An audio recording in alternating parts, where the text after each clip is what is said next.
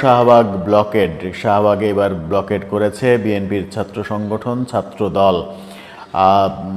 তাদের নেতা কদিন আগেই যে সাম্য হত্যাকাণ্ড হয়েছে সোহরাওয়ার্দী উদ্যানে, সেটাকে কেন্দ্র করে এই আন্দোলন।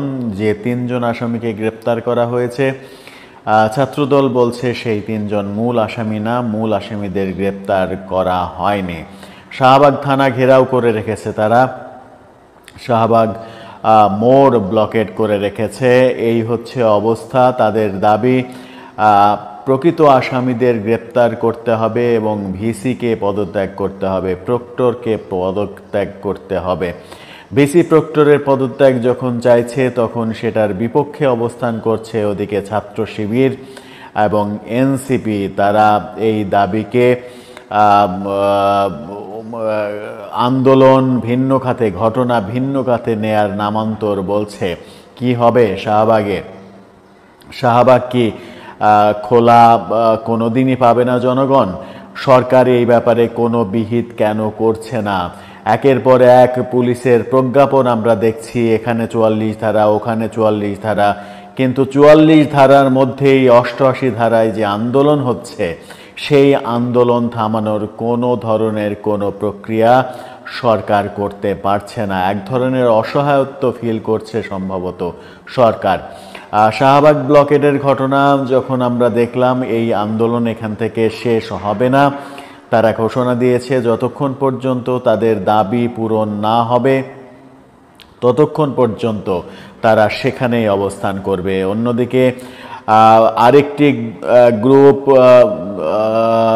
পুরান ঢাকা ব্লকেডের ঘোষণা দিয়েছে। ইঞ্জিনিয়ার ইশরাক হোসেনকে মেয়র হিসেবে শপথ নেওয়ানোর দাবিতে যে আন্দোলন নগর ভবনের সামনে চলছে, গুলিস্তান এলাকায় চলছে, সেই আন্দোলনকে আগামীকাল থেকে ওই অঞ্চলে ব্লকেড ঘোষণা করা হয়েছে।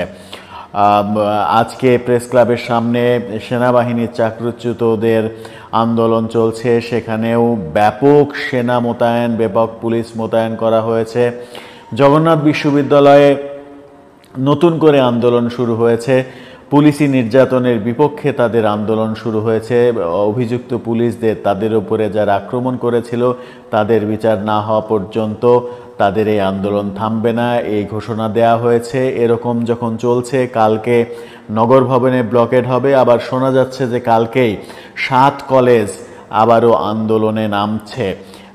তারা তাদের দাবির প্রেক্ষাপটে আন্দোলনে নামছে। কি দাবি? এর আগে তিতুমির কলেজ আন্দোলন করেছে অনেক দিন, মহাখালী রেলগেট দখল করে তাদেরকে বিশ্ববিদ্যালয় ঘোষণা করতে হবে এমন দাবি ছিল। 7 কলেজের সবাই কি চায় বিশ্ববিদ্যালয় ঘোষণা হোক? কোন দিকে যাচ্ছে আসলে? এদিকে পরিকল্পনা উপদেষ্টা ওয়াহিদুদ্দিন মাহমুদ বলেছেন যে সব দাবি পূরণ করার জন্য এই সরকার না, যে যা দাবি করবে সেটাই পূরণ হবে, এরকম কোনো কথা নেই। পরিস্থিতি ঘোলাটে হচ্ছে, পরিস্থিতি আস্তে আস্তে ঘোলাটে হচ্ছে। এদিকে আজকেই আমরা দেখলাম যে বিমানবন্দরে থাইল্যান্ডে যাওয়ার সময় অভিনেত্রী নুসরাত ফারিয়াকে গ্রেপ্তার করা হয়েছে। নুসরাত ফারিয়ার অপরাধ, তিনি আওয়ামী লীগ সমর্থক এবং মুজিব চলচ্চিত্রে তিনি শেখ হাসিনার ভূমিকায় অভিনয় করেছিলেন বলে আমরা জানি। সামাজিক যোগাযোগ মাধ্যমে সেটা নিয়ে প্রচুর ট্রল হচ্ছে। মুজিব সিনেমায় শেখ হাসিনা চরিত্রে অভিনয়ের জন্য যদি তার নামে হত্যা মামলা দেয়া হয়, তাহলে শেখ হাসিনার মায়ের চরিত্রে অভিনয় করা, ফজিলতুন্নেসা মুজিবের চরিত্রে অভিনয় করা নুসরাত ইমরোজ তিশা, যার স্বামী একজন উপদেষ্টা, তাকে কেন কোনো মামলায় এখন পর্যন্ত ফাঁসানো হয়নি, তাকে কেন গ্রেপ্তার করা হচ্ছে না, এরকম নানা রকমের লেখালেখি হচ্ছে।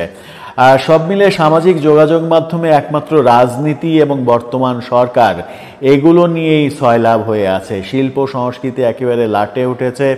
আইপিএল চলছে, পিএসএল চলছে, সেগুলো নিয়ে বিন্দুমাত্র আগ্রহ বাংলাদেশের জনগণের দেখা যাচ্ছে না। সব আগ্রহ যেন রাজনীতি এবং রাজনৈতিক পরিস্থিতি নিয়েই তৈরি হয়েছে। সামনে কি হবে, কি হতে চলেছে? শাহবাগ কি কোনোদিনই খোলা পাবে না জনগণ? পুরান ঢাকা কালকে থেকে, শাহবাগ থেকে পুরান ঢাকা এই অঞ্চলটা পুরো এই অঞ্চলটা কালকে থেকে আর চলাচলের অযোগ্য হয়ে পড়বে। যদিও কাকরাইলে আন্দোলনের সময়, জগন্নাথের আন্দোলনের 3-4 দিন অচলই ছিল এই এলাকা। এরকম পরিস্থিতি চললে মানুষ ঢাকাতে অফিসে যাবে কি করে, অফিস থেকে বাড়ি ফিরবে কি করে, সেই প্রশ্নটাও সামনে এসে যায়, যেটা সব থেকে গুরুত্বপূর্ণ প্রশ্ন। দর্শক, আপনার কি মনে হয় কি হতে চলেছে? এই মুহূর্তে যা চলছে তাতে কি আমরা এই সরকারকে ব্যর্থ হিসেবে তকমা দিতে পারি? আপনার মতামত জানিয়ে লিখতে পারেন আমাদের কমেন্ট বক্সে।